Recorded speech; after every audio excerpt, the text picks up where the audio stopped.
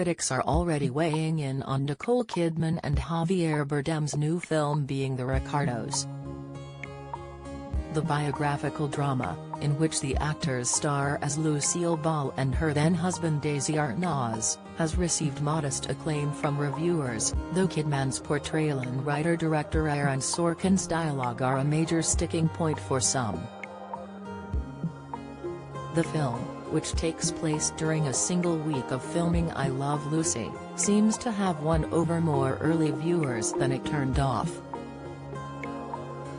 Among the critics who were won over by being The Ricardos was the Los Angeles Times chief film critic Justin Chang. He admitted that Kidman didn't have Ball's astonishing comedic range, but she made up for the absence with her assured gait, a sly wit and a hands-in-the-pockets casualness that lets you know she means business, but charmingly so. He also commended the raspy voice Kidman affected to play Ball, which goes up in pitch whenever she's in character as Lucy.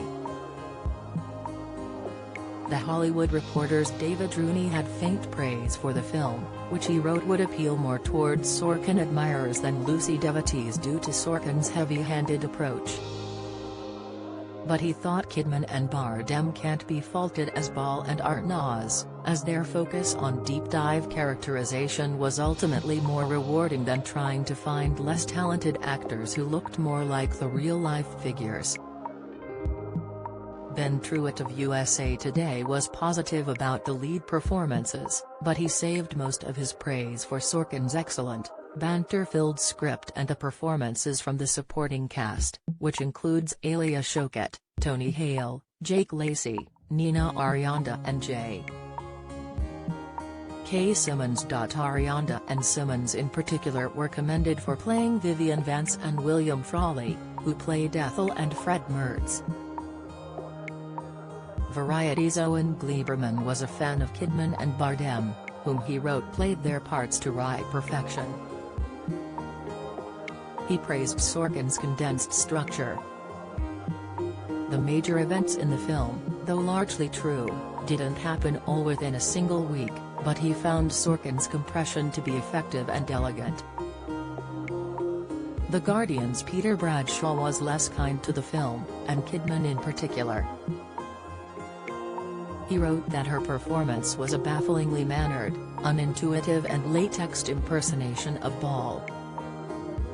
Sorkin's dialogue also didn't do the film any favors, and he wrote that it was an often exhausting display of self-important liberals winning arguments against each other. Slant Magazine's Jake Cole thought that being The Ricardos suffered from clichés inherent to the biopic genre, including Sorkin's habit of using unnecessary flashback. He suggested the writer-director might have had more success had he let someone else take over being the camera while focusing on the screenplay. For the Wrap, Robert Abeel blasted being The Ricardos as a Wikipedia entry fed into what can only be called the Sorkinator, but missing the wit module. He derided the director's bland visual gloss and suggested it was a project that he wasn't especially passionate about. IndieWire's Kate Erbland criticized Sorkin for downplaying Ball's legendary physical comedy skills, though she praised Kidman for her skill in switching between voices and personas for the real-life comic star and her alter ego. She complained that Kidman and Bardem don't make a believable duo, and the instances where Kidman compellingly impersonates Ball's comedic skills are few and far between. Being The Ricardos will be released in theaters on Friday, December 10, followed by a streaming release on Amazon Prime Video on December 21.